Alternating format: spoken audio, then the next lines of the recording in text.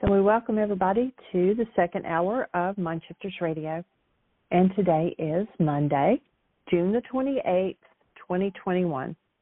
And our calling number is 563-999-3581 and press 1. And that puts you in the queue to talk to us.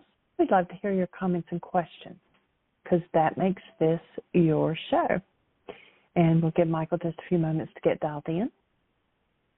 And if you haven't been to the website lately, I invite you to go to it. It's WHYAGAIN, WHYAGAIN.org. And it's got a different look. It has I'd say 99.9% of the exact same information. It just may be in a different location. We now have the information on the website about the study, the self-study, codependence to interdependence, and responsibility communication intensive. It's one that you do on your own time, in your home, at your own pace. And we've got the descriptions out there now of it. It's going to be 90 hours, and it's self-study. And there's a flyer that shows everything that's covered in it. It talks about, you've got the support Monday through Friday for the hour that we're here on the radio show. But then you also get the Facebook pages and the recipes and the 2 personal code evaluations.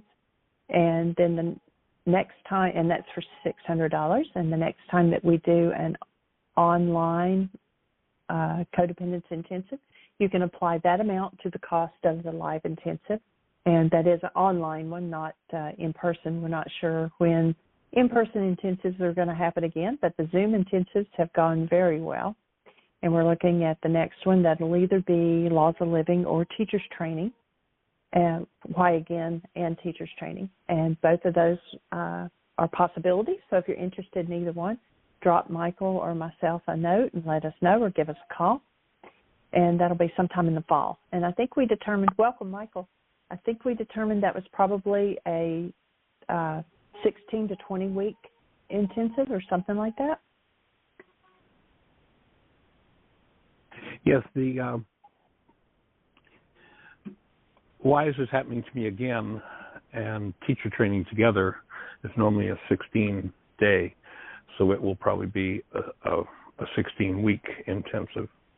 And Laws of Living, if we do it, we're going to have to do some determination. I'm not sure. There's so much material there to cover that it may stretch out even further.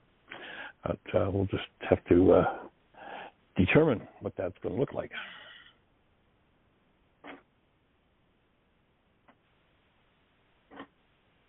Okay.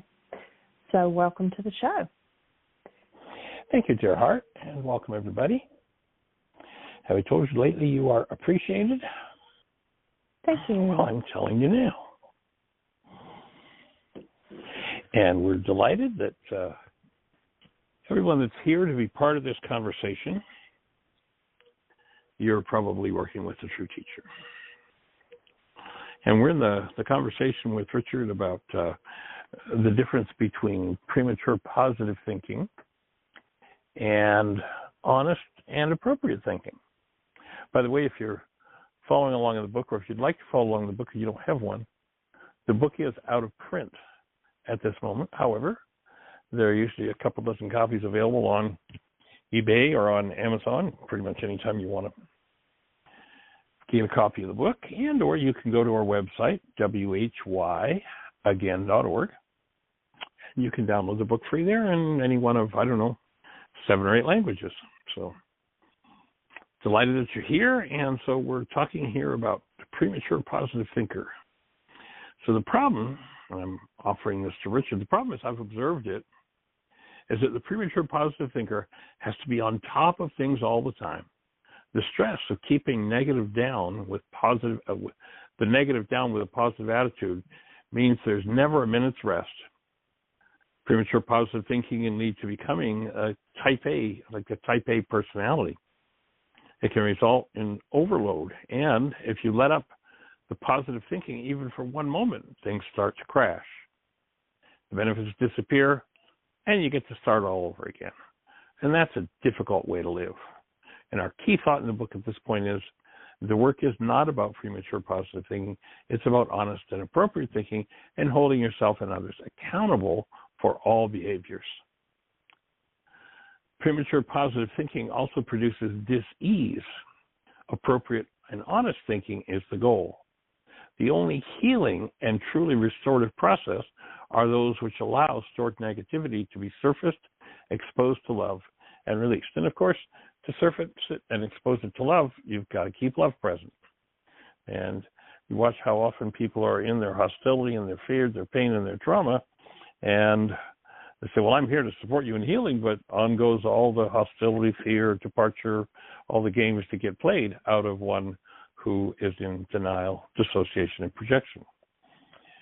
So that's kind of one of the key thoughts in this work of recognizing that, if you're going to produce a result in your life, you better be with a teacher who has produced that result.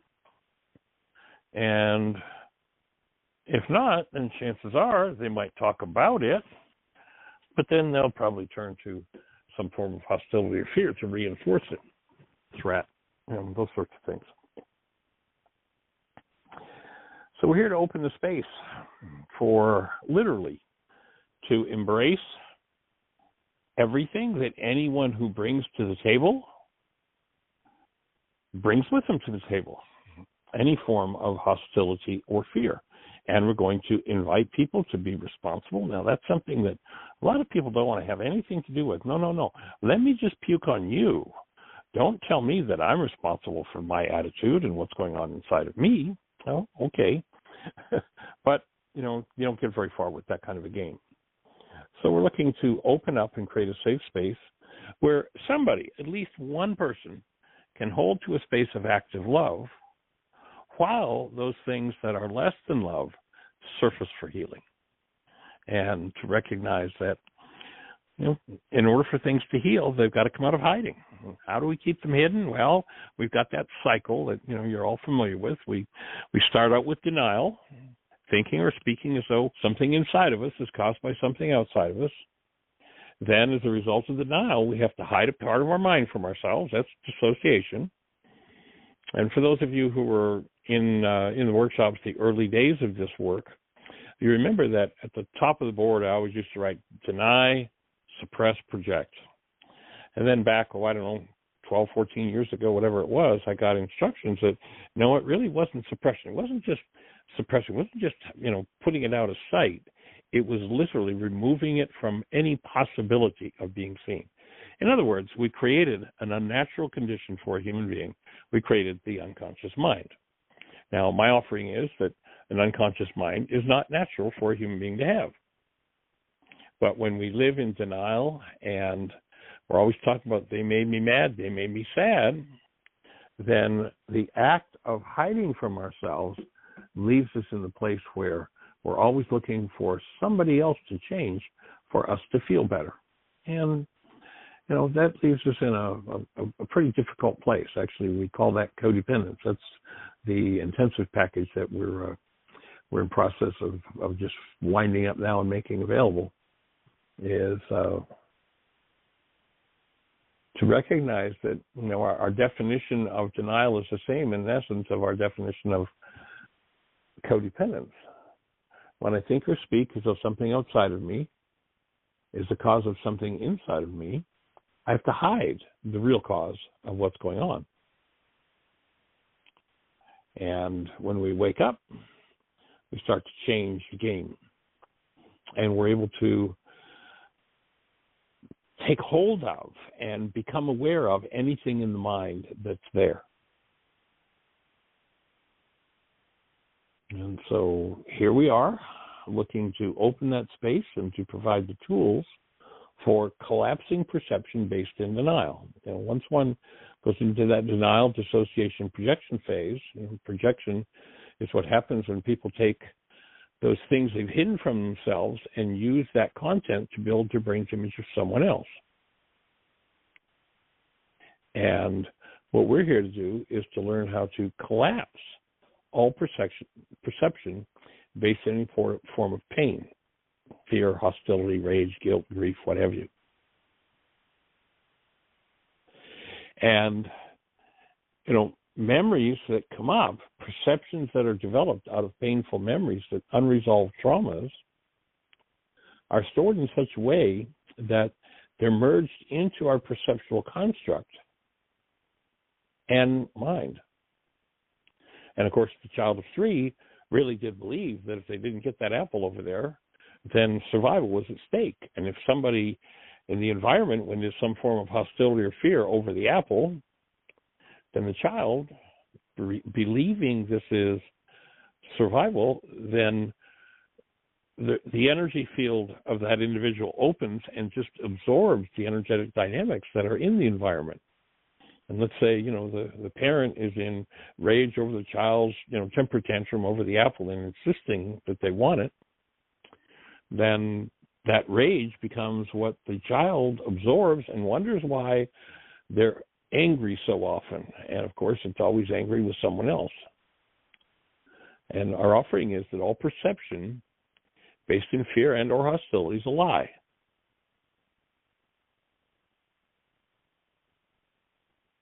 And most perceptions based in what people call love, because of their errant definition of the word, love in the world's dynamic becomes something I'm going to get from you or do to you. If you've got that kind of a definition, it's not love at all. The very definition of love is that it is human life. But if we have the definition of the word incorrect, we think it's something we're going to do to each other, we're going to get from somebody else, we're going to give to somebody else, we're supposed to do to somebody else, or we're going to withdraw it from somebody else, then that false definition becomes integrated into the perceptual construct that the mind creates that represents the world, and it's totally false.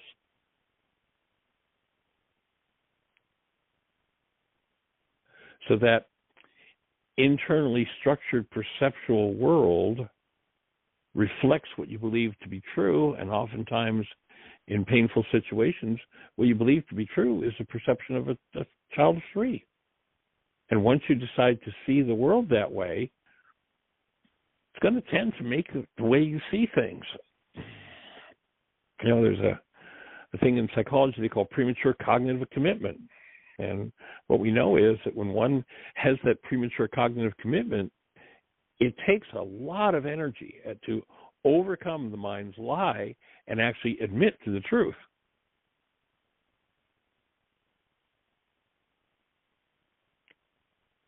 And then, of course, once that power person dynamic is installed in the mind, again, 3 things needed to do it. 1, power person's got more power over your life than you had. 2, they're not functioning as love. 3, you perceive it as survival.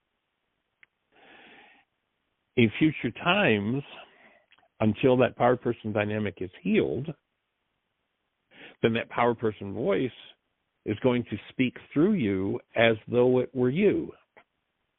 And this has been going on for generations and generations. And, sometimes the power person, I remember working with one person there, they never remembered any kind of disturbed or upset moment with their parent.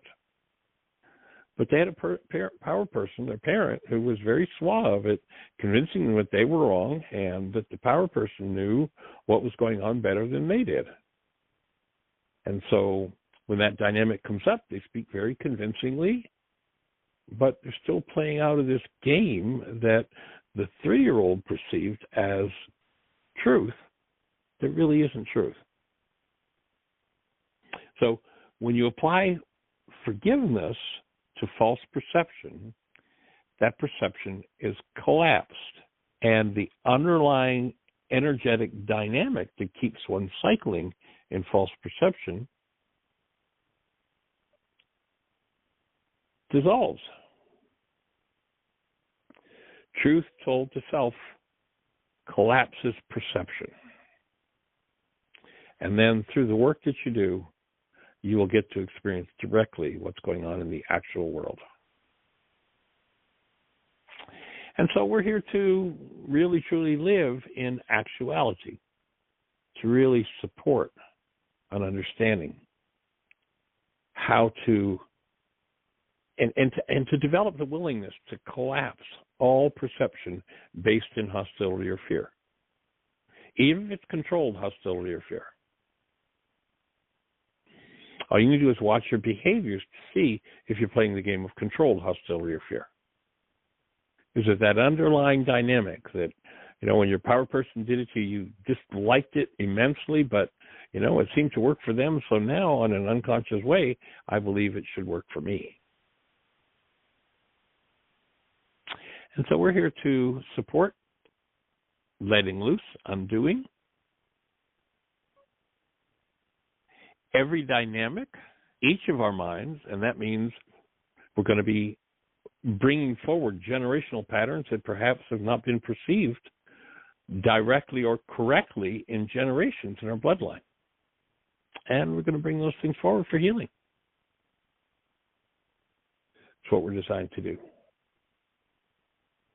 If you're not using the forgiveness process, we invite you to go to our website, whyagain.org. When you go to whyagain.org, in the upper left-hand corner, you'll see a button that says Start Here. If you start there, it'll walk you through link after link after link and tell the whole story of how forgiveness is done. You can also go to your app store on your phone and type in the words Heartland Aramaic Forgiveness.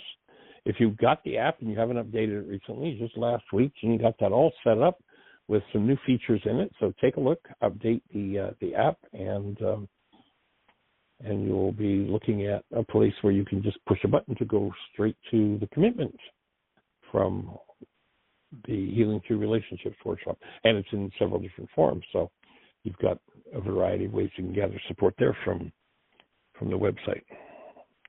So we're delighted that you're here to speak with us. We're delighted that you're here to be part of this conversation. And if you're out there in listener land and there's some way we can support you, if you have a question for us, something you need support with, if you're on one of those stations where we can't see you, our call-in number is 563-999-3581, 563-999-3581. If you call that number, you'll be listening to the show. And then if you push 1 as you're listening to the show, that'll raise a hand in the control panel. We'll be having a conversation. By the way, Jeannie was talking about the podcast app. I think it was Podbean that she had mentioned last week, and I went and downloaded it. And actually, I've looked at 2 or 3 other apps and finding that they're mostly limited to about 300 shows, and we've got over 3,000. But I did discover that iHeartRadio, you can download the iHeartRadio app. That's the letter I, H-E-A-R-T, app, and it shows all of the shows in all of our history. So you can select that, and it'll notify you as new shows are available, and so it's another way to listen to the show. And so we're delighted that you're here to be part of the conversation. If we can support you, push 1, and let's have a conversation. Miss Jeannie, do we have anything happening in the chat room or anybody in the phone queue with a hand up? We do have a hand up. So it's area awesome. code Say hello. 0. You are on the air. Who do we have? Hi, Michael. Hi, Jeannie. This is Cecilia. Hey there, young lady. Welcome. So this, what you're talking about, a lot of it is what it's very, very deep stuff, and I did hear on one of the shows that I'm working on transcribing and condensing just to a brief description of the show that I'm working on. Right. For your website is listening, not understanding builds brain cells. Okay. That's what it takes. That's actually one of the reasons, Cecilia, why we've done the radio show for so long, is that we want to provide the kind of support that it takes. And it takes continuous engagement in something new to build the brain cells, and then even deeper engagement to build brain cells for something we've got false ideas about. Because undoing the false ideas is half of the challenge in building brain cells for new ideas.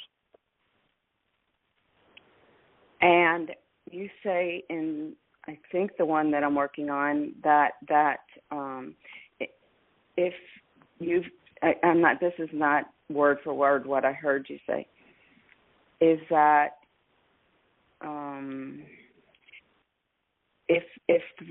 if we don't engage in the work on a daily basis, that there isn't much change that can happen. Exactly. There's not. Exactly. Yes. Well, when you realize, go ahead. Oh, and listening to the show plus doing the tools you will see healing. Otherwise, not much hope. That's about right. If we stay in the old brain cells, our perceptual constructs are going to come from the same place in us, and they're going to be pretty much the same. But one of the things that you resonate for me as you're talking about this, and it's a really important principle, I think, to bring into focus a little deeper, and that is that when you realize that, this thing we call an eye is not a window, you can't see out of it, you've never seen anything with your eyes, it's an antenna, literally, quite literally, like your TV antenna is. Your TV antenna receives certain frequencies, your eye receives certain frequencies. And you can no more look up the TV antenna wire and look out the antenna on your TV than you can look out through your eye. It doesn't happen. Literally, the brain, according to what the eye receives, resonates and provides this 3D picture world that we think we see out there. And when you realize the complexity, what does it take? I mean, whatever room you're in. I'm sitting in a room and there's a painted ceiling and there's some wallpaper and some trim around the wallpaper and there's a television set over there and lamp and, the brain is generating all that you see. And when you realize that to get that vivid a 3D image and convince us that we're really looking out there is just, how many brain cells, how many billions, trillion, quadrillion brain cells have to be firing to see a sunset? It's enormous. And then when you realize how enormous that is, if our perception is false, if there's hostility or fear in it, how many billion, trillion, quadrillion brain cells are involved in firing to show us that world and cause the feelings that we're experiencing? And to me, the brilliance of this man Yeshua 2,000 years ago to come along and say, here's what drives that whole game. It's your goals. And so when your perceptual mind is showing you something based in pain, here's how you collapse it. You bring it to love and healing happens, and then engaging in the work on an ongoing basis builds new brain cells. So literally, we'll look at what we think we're looking at a scene out there, and from one day to the next, and let's take a scene that involves, let's say, an issue in a relationship. One day we're looking at it through all these false hostility and rage and fear-filled brain cells, and we go, look at that person, how vicious and ugly they are. And then the next day, if we clean that layer out, we go, wow, how could I have ever thought that? Look how beautiful she is. Look how beautiful he is. And that's the kind of thing, over time we enter into a relationship with someone and we don't have them hooked up to our pain and trauma when we first meet someone. So we go, oh, this person's great. We got this nice, clean, clear file we open for them and look at them and go, oh, they're so great. But as we go through relationship, if we don't know that when they give us the look and our fear comes up, that we are either going to go, oh, here's my fear, I think I'll forgive it, or we're going to hook our fear into our brain's image of them. And then forevermore, when we're in their space, we're going to experience some level of that fear in our physiology. You give people, a few years, they say the honeymoon is over. And what has happened is that people who have unresolved fear and hostility hook their fear and hostility up to their brain's image of this person. And one day they wake up and it's like, what the hell am I doing here with you? I can't even stand how I feel when I'm with you. And they have no idea what they're feeling is what's going on inside of them. And if they engage in forgiveness, they could be dumping that feeling. And, the first order of business is it's got to come up to be healed. And once you get the brain cells for that, everything changes. So good point to bring up. Thank you for that. What is it? Well, Ted wanted to be out of there. He didn't want any of this. I mean, he wanted me to not. So my point is that I didn't know where else to go, and I wasn't thinking of your work then, and I wasn't doing it. I was doing a worksheet a year probably, and right. and so I did leave him. And unless I see that he would be doing the same work, I literally, even if I haven't seen him for 4 years, but if I were to ever consider, and I do consider being in a relationship, but whatever relationship I want to be in, first of all, I want to be in with myself and keep doing this work. Second of all, I would want somebody else that is willing to do this work. It's on the path. Otherwise, and it can be tough. It can work. Well, when you stop and think, Cecilia, you think back to your early exposure to this work. It's at least 25 years ago, and you look at how much you integrated and did over the next 5, 10, 15, 20 years, and it wasn't very much, because it can be tough. And until you've got the brain cells to recognize what's possible, it seems hopeless. And a lot of people who start on this path, it's like it's too much. And my invitation to that person is, well, hang out with the work anyway. Even if you don't put the pen to the paper, hang out and build the brain cells, and there'll come a point where, bingo, all of a sudden it all falls in place and makes sense. It's kind of like a story that I tell in my book about the little girl who's, she's 4 years old. She's very bright and she likes puzzles. So one day her mother sees a picture of the world that she's going to cut out and make a puzzle out of it for the little girl. So she cuts this picture of the world out and puts it on the table for the little girl. And geez, 5 minutes later, the little girl, the 4-year-old's got the picture of the world put together.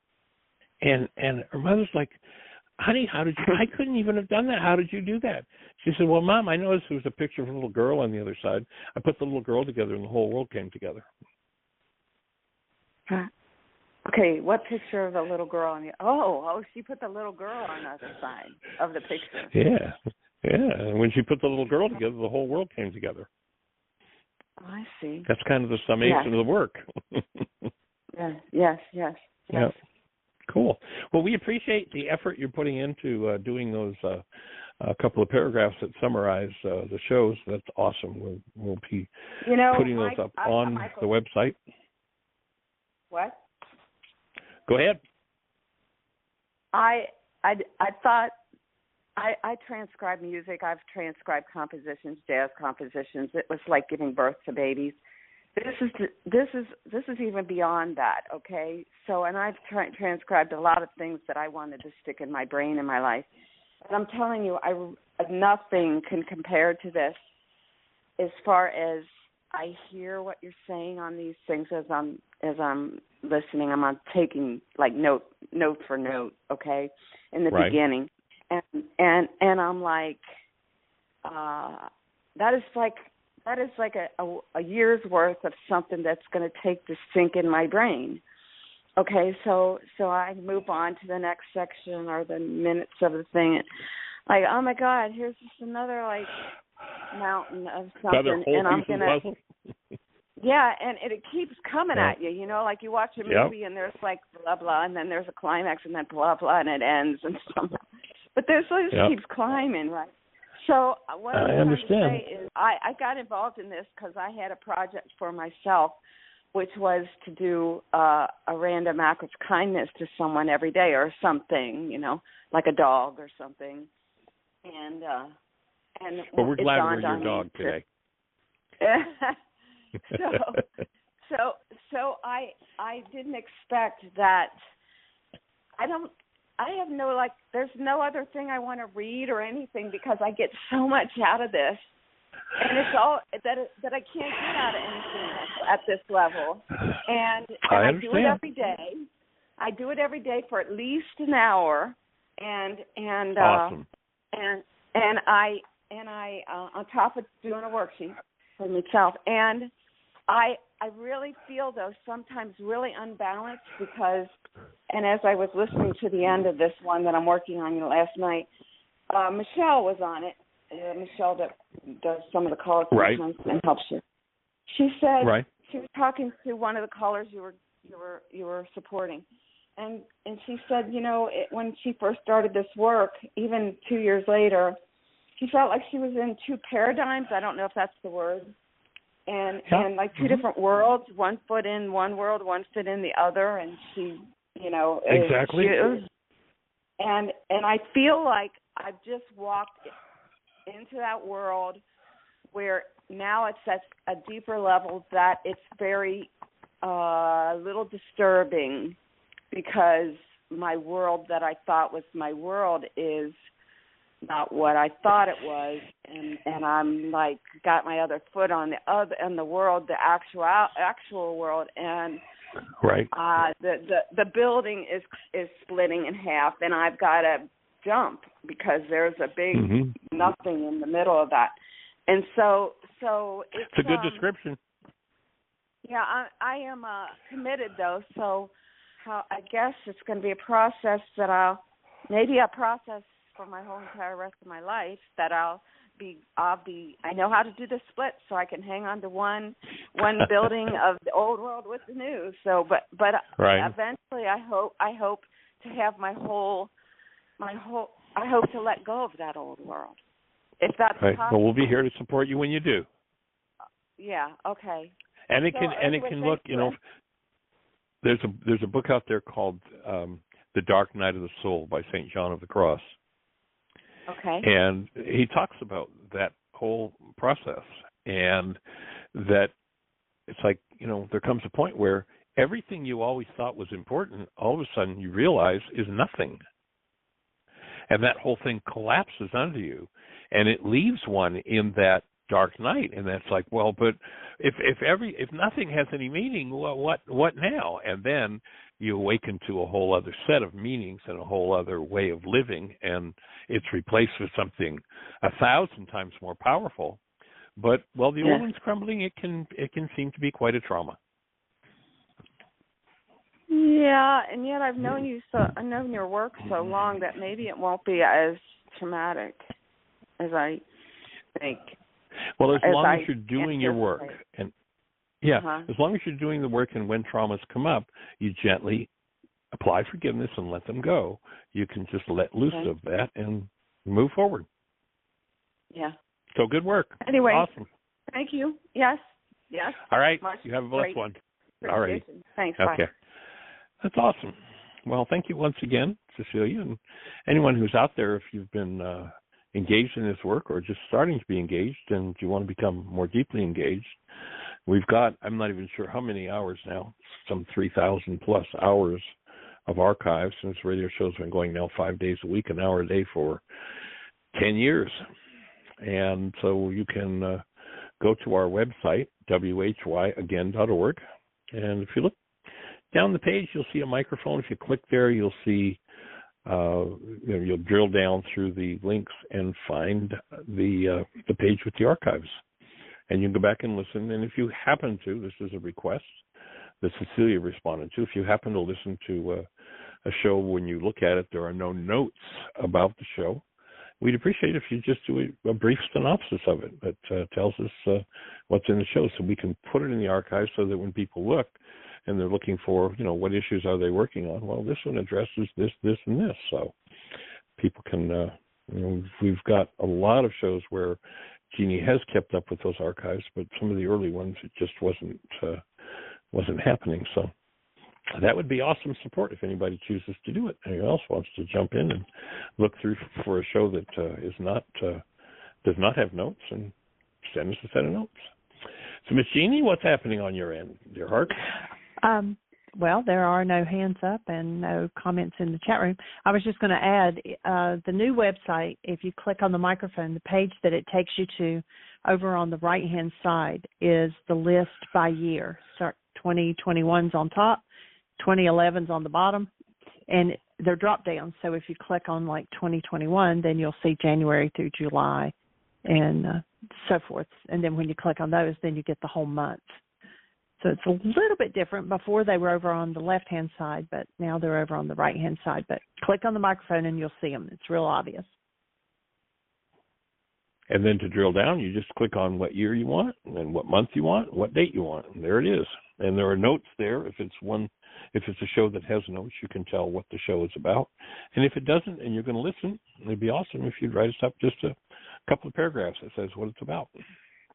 And Cecilia, if you're actually doing transcripts, now that's a whole different thing, as well as a synopsis. And I'd appreciate any transcripts that you have. If you send them to me, that would be awesome to have searchable notes, transcripts of some of those shows. Anyway, we are at the point where we've got about 25 minutes left. So if you're out there in listener land, we would love to hear your voice. We would love to have a conversation with you. How can we support you? What's happening with your process in doing this work of forgiveness? And are there any questions on any of the tools? You know, we started out with one tool initially with this work, and that's about 40 years ago. I actually started developing the work 50 years ago, but at the 40-year point is when the Aramaic came into the field, and that's when things really took a turn north, took a turn for a higher level of understanding. And so that original forgiveness process, why is this happening to me again, was a starting point, and then it's broken out into many, many workshops. And by the way, we do have streaming archives of all of those intensive, or all of those workshops. So you can go to the website, and if you look in the upper right-hand corner, you'll see a link that says MP4s. If you click on that, you'll see all of the different videos that we have. So there's Why Is This Happening to Me Again, Healing Through Relationships, Communications, You Hear What I Think I Said, Purpose, Personal Power, Commitment, Empowered to Heal, MindShifters, and Introduction to Still Point Breathing, Introduction to Advanced Understanding of A Course in Miracles, What is the World from A Course in Miracles. There are, 20 or so different videos now, each of them with different tools. If you go to the website, if the video that you're watching, and you can purchase those directly, and you've got permanent access to the streaming of those videos. And the ones that have a worksheet with them are all archived on the website. So you just click and find the worksheet that goes with it. And we're just continuously developing new ways to put this work into people's hands. So delighted that you're here to be part of the process. And how can we support you? What's on your mind? Calling number is 563. Go for it, sweetie. 999-3581. Let's go for it. Okay. I'm not sure if she's pressed one again or not. But this is Susan. Hi. I know you talked with Dr. Tim, but did you mean to hit one again? I did. Awesome. Hey, welcome, young lady. Hi. I'm going to do a weird thing. My grandson and I, he started texting me during the time I was on Dr. Tim's. He knows that I'm on Dr. Tim a lot because Dr. Tim had, whatever. But I said I was on the radio show. He is having an attack of OCD thoughts. Right. And any kind of answers in order to are considered feeding the beast. And we are not supposed to entertain any of that OCD stuff. So with your permission, I would love to read you the series of texts that he and I exchanged all the while I was trying to talk to Dr. Tim. So this is really... Okay, well, let's see if we can be of support. Well, I've really studied... Well, at least you weren't driving. What? I say you weren't driving. No. Okay. Yep. I've learned that one, I hope. Yeah. Okay, so it's called Mr. Gut Gold, or the Gut Gold stuff. This is about this professor. He says, my dad said that the gut gold stuff on my mind is all my OCD. That means that it shouldn't be on my mind, right? That's what I think. I'm wondering if you agree. That's his. I answered, can't talk about this too. So sorry. Have you had Solace? Solace is his doctor. He answers, just had him. Can you please answer? He said it was okay for you to answer those questions as long as I share what I think first, which is baloney, Michael. It's another sneaky way. Anyway, and then he continues, I just want you to be honest with me and let me know if you agree. Of course, I hardly know what I'm agreeing with here. It's so convoluted. So I said to him, roping you in. Yeah. So I said, on radio, let me answer in a min when I'm not actually talking on the show. So he allowed that. He waited. Then I stopped talking with Dr. Tim and wrote back to him, just read your email. I agree that the gut gold stuff is all your OCD. Not sure you aren't finding yet another way to feed your beast, though. I'd like to hear what Dr. Salas, no beast, please, Charles. He texts, I was just going to buy one thing. And he had promised, Michael, when I talked to him last, when I answered his last question, and I took time off the radio show, I hung up on you guys to talk to him. He said, I am totally satisfied. I will not ask questions anymore ever because I'm satisfied. And I said, we will see. He texted me, I was just going to clarify one thing. I answer, it took you 10 minutes till you wanted to do more OCD. He said, I forgot to clarify one thing. That will be it. I said, I don't believe you. Okay, he answers. It was just when I asked my question about what my dad meant. I told you what I thought it meant. You said you're nitpicking.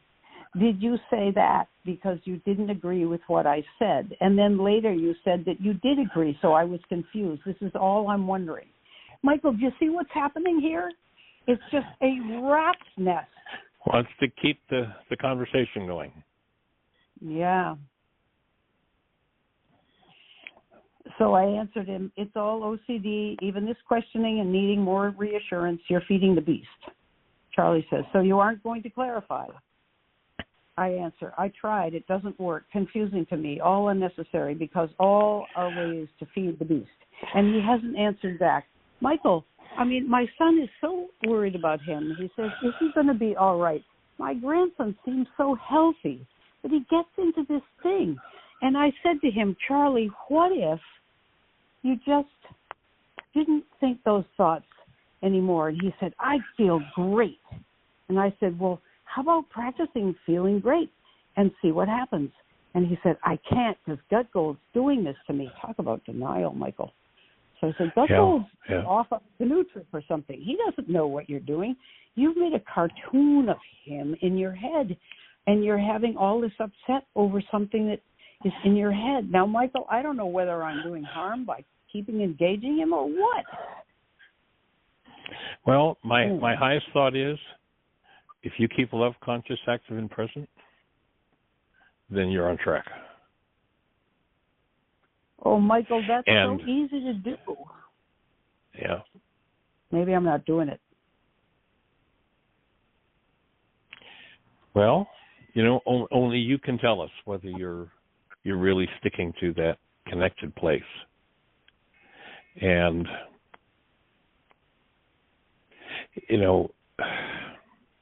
it's like he's rented out some real estate in his head and he's not even getting paid for it.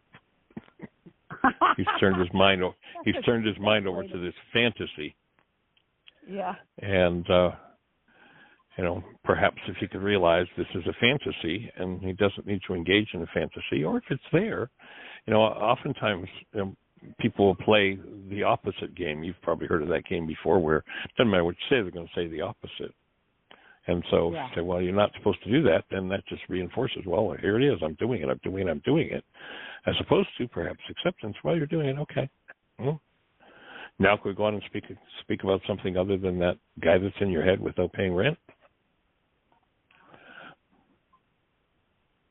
That's a good way to do it. It lets a little air in. I can imagine saying that to him. Okay, you go ahead and do it, but we can't. Let's talk about something else. But his doctor has said distraction doesn't work. And I've been paying attention to physical things because so much, like tapping and stuff. I thought if Charlie had an exercise he could do that was rudimentary, simple, and physical to get some kind of a shift, he's inducing suffering into himself nonstop.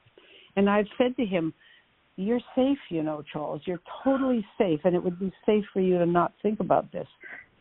I know I'm safe, he says. I know I'm perfectly safe. That's not the issue. I'm safe. Well, but to say don't think about this is to think about it. So perhaps a tact of, why have you let this guy in your head? Who is this that's in your head? I mean, you haven't seen Gut Gold for how long?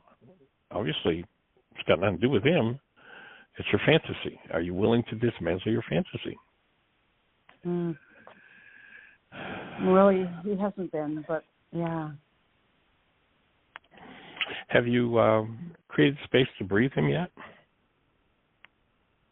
He is totally resistant on anything, Michael.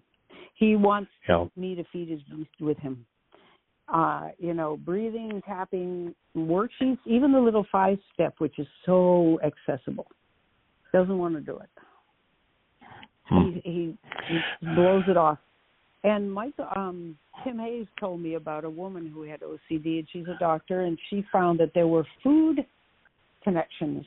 There are foods that sensitive to different foods. Yeah, would trigger it. The usual culprits, sweets, dairy, gluten are the main ones. Right. And she healed herself, having been to doctors and psychiatrists and gotten nowhere. She healed herself by doing an elimination diet. I want to make that clear. It's not how many BMs you're doing. It's getting rid of certain foods. Eliminating foods, yeah. Just adding them in one at a time so you realize there's no reaction to it. Yeah. Do you suspect that's part of what's going on with him? Well, I read her stuff on her website. I can't remember her name. It's really convincing. And I've talked to him about this. But again, it's like the worksheets or anything else. He says, well, that's interesting. And I said, if you're really serious about getting rid of this Gut Gold stuff, you might want to try it. And you've got to do it on your own because your parents may or may not be on board with it. They have a diet that agrees with them, and it has a lot of nutrition-free foods in it.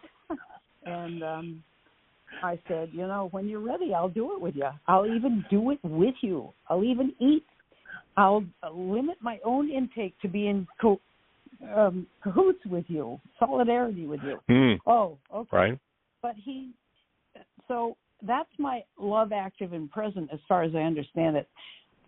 And it's my way of supporting him, but it's just that, in a way, Michael, I'm not doing you any favors because what I'm doing is telling you nothing's going to work. I'll knock down everything you say, and that's awful.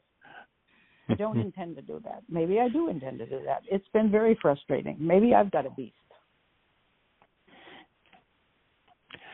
Well, again, the number one thing to count on is what moves in you, what do you need to forgive, and keep moving in that direction. And the more powerfully love is present in your conversations with him, when those little parts of his mind that hold some stuff that's not so balanced, when they surface, they're going to tend to heal.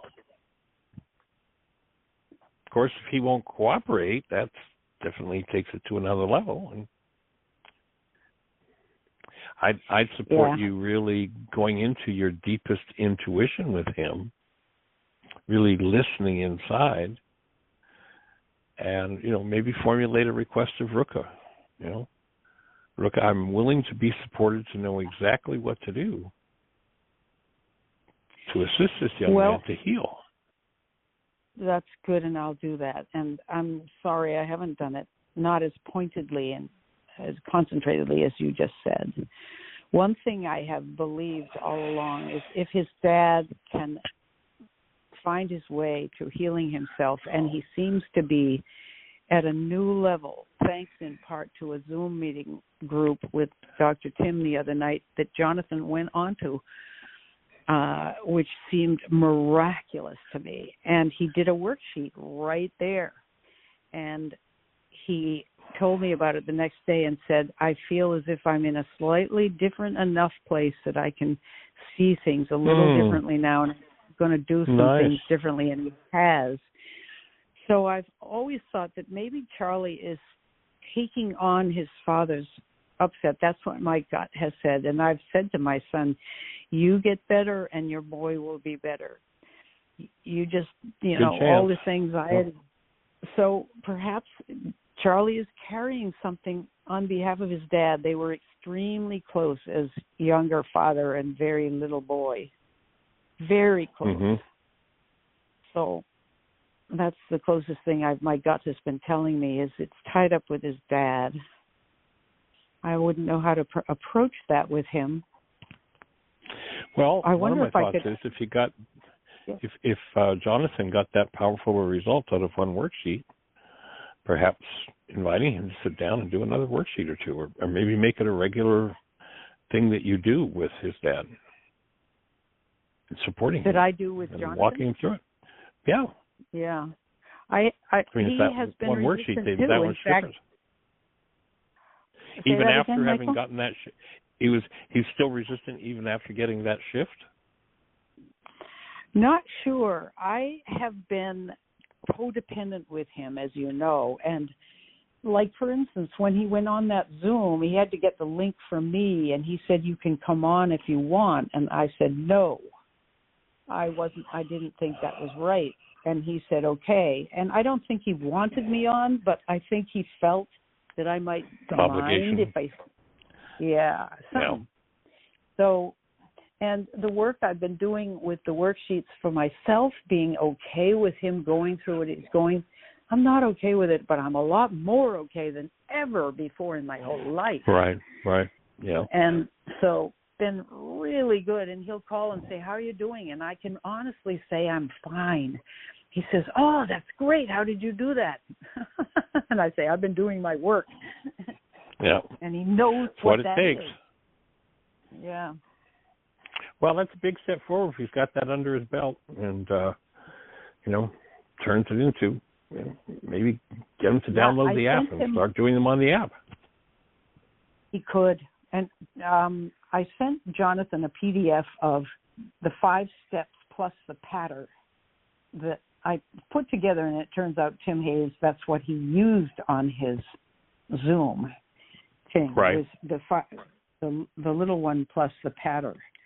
And right. So I don't know if Jonathan's going to use those. He's away for a couple of days, which is also a big step. He was too paralyzed to have the bandwidth to go away and do something for himself, that seeing friends and so forth. So that's nice. Anyway, Michael, you've been good to talk to me all about that. One foot being put in front of the other sounds like he's climbing the hill. So that's awesome. Yeah, good. Thanks for listening to all that. Now you have a close view of a teenager with OCD. Yeah.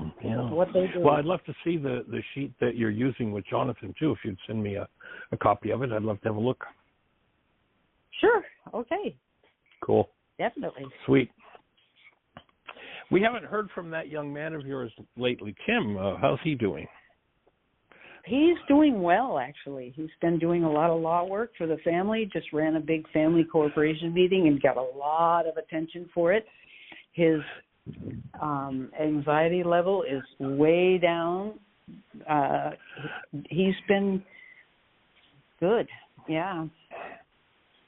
Sweet. Well, every person in the family that takes a step upward opens the door just a little wider, and a little wider, and it sounds like the doors are opening. So that's awesome. Yeah.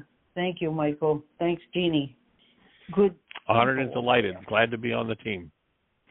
Nice to see, someone who's really taking it on a serious level in their own lives and handing it off and supporting others with it. That's just amazing. It's the best so thank you for what you're doing.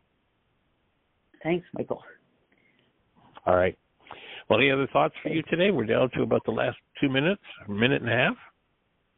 No more thoughts in my head. All right. Well, we hold the space, and we'll look forward to the next time we get eyeball to eyeball. Thanks, Michael. All right. True.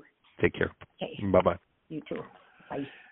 So thanks, everybody, for joining us. We're honored and delighted that you're here, and have the best year yet of your eternal life. It's an awesome gift to give the world. You deserve it. You can create it. The world needs it. Let's join in doing it.